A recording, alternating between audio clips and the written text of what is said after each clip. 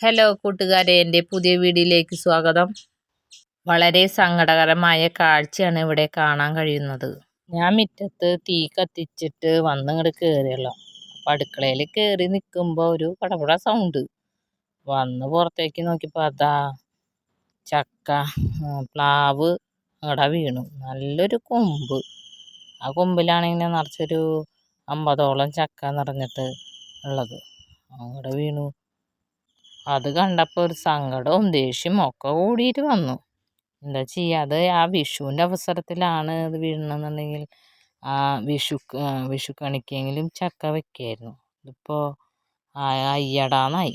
മൂക്കാത്ത ചക്കയും, പിന്നെ മൂത്തതാണെങ്കിൽ പിന്നെയും കുഴപ്പമില്ല, മൂക്കാത്ത ചക്കയും. കണ്ണ് പറ്റിയതാന്ന് തോന്നുന്നുണ്ട്.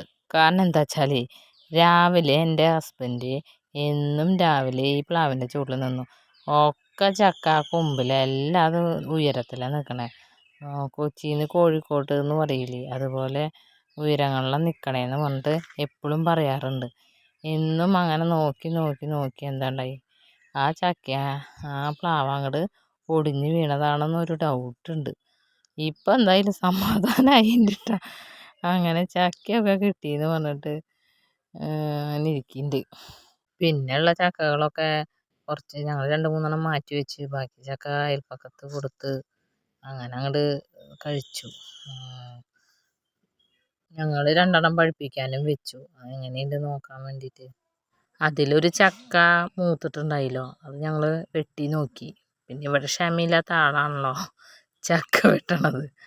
അങ്ങനെ ആ ചക്ക വെട്ടി നോക്കിയപ്പോൾ വാടിപ്പഴുത്തത് ആണ്. അത്ര നല്ല ടേസ്റ്റ് എന്ന് പറയാമല്ലോ, വാടിപ്പഴുത്തു. അത് വെട്ടി ഞങ്ങൾ കഴിച്ചു. 2026 അങ്ങനെ ഞങ്ങൾ ചക്ക ആദ്യമായിട്ട് കഴിച്ചു ഞങ്ങളുടെ ഇവിടുത്തെ. അത്ര തന്നെ. മൂക്കാണ്ട് ഒന്നും ചെയ്യാൻ പറ്റാത്തൊരവസ്ഥയായി പോയി എന്ന് പറയാണ്.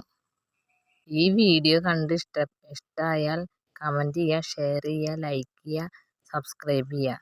Thank you for watching.